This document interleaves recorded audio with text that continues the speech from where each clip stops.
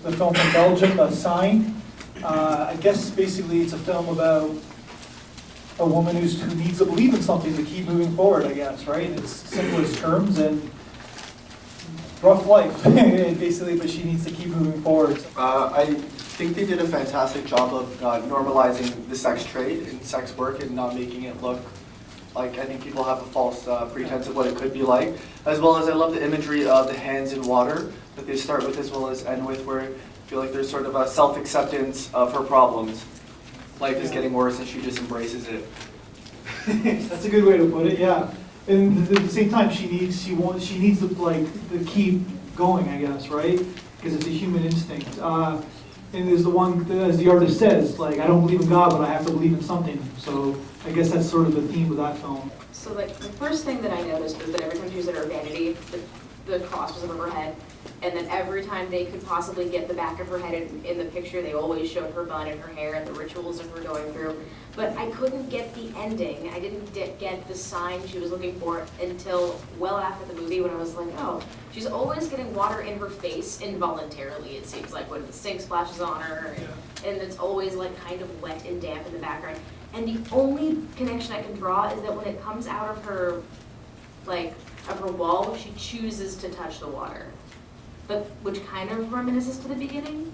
But I wondered if anybody else knew what the big crucial breakthrough was. I thought maybe, like I don't know, but I thought maybe like the presence of water from the very beginning, when she's saying essentially she's looking for a sign or she's looking for a connection. It's like it was there all along. It was like we heard it bumbling in her pipes in her apartment. We saw it splash her in the face. We saw her go to it in the first scene, and in the end it's like she was saying she wanted God to find her, and I felt like in the end it's where like the water came to her almost, like it had been there all along though. Like that's what I got from it, but I don't know. Yeah.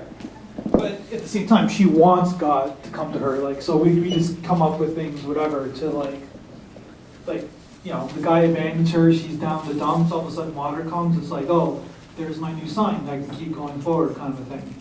That's what I got. I really love the fact that water was used, because if there is no water, there's no life. So the water really signifies a lot. And also, nothing can stop water. Water is unstoppable. It goes forward.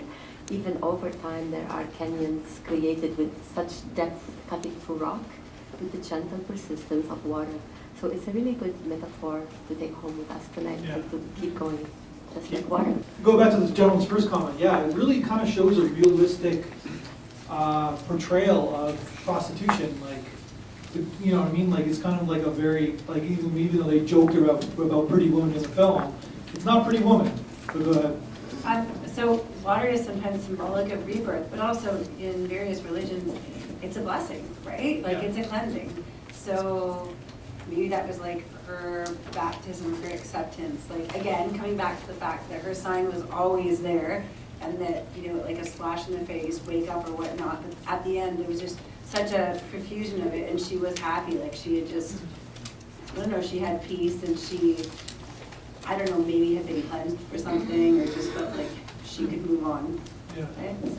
So yeah, kind of a fitting movie with Pope being in North America today, right? So I didn't plan it, but yeah. So basically, let's go right there. I'm interested in what the lady in front said about the water making its way through the rock. I hadn't thought of that, but I thought she was at the uttermost of despair towards the end, because even this artist, whom she thought might be different, might be somebody's treating her with a little respect, you know, in the end she finds him utterly wrapped up, having made, all he's doing is making another copy, a grotesque copy of a woman out of her posing, and he doesn't even know she's there. So she goes home despondent, and she's just doesn't know what to think, and now the water, even her own home, is being violated by this dampness seeping through the walls, and it's like, what's gonna happen next? You know, is the whole house gonna cave in? And it called to mind the disgusting man in the beginning who wanted to piss on her, you know, to ultimately degrade her with that kind of a baptism, right? And I thought, what could happen next?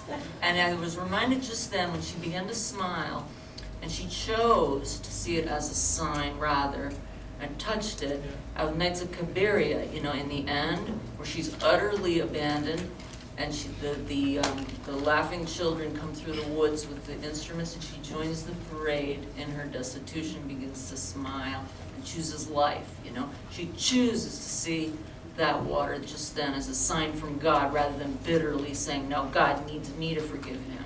She changes her mind about God. To say about the artist, I mean, it seemed to me like she was looking to him to be, you know, some kind of, you know, salvation or savior, the same way she was going to church.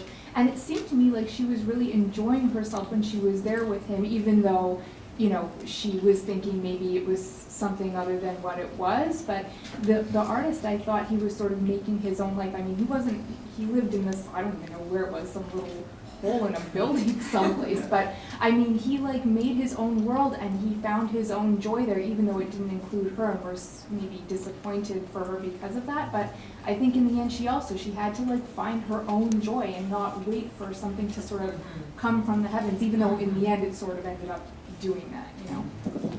Cool, so a lot going on, a lot of different perspectives of this film. I was thinking that deed that she did, you know, for this guy, and kind of, you know, because of her, he found back his love. So, you know, she kind of gave him back that love. But, you know, as she being a prostitute, but what she does usually is love, but it's not for the man, for the customer. It's not love, right? She's not giving them a real love. Yeah. But that's what she did by just, you know, just posing every day for the guy. So at the end, I think she really did that deed, really got a forgiveness. Totally, yeah, it's an interesting point.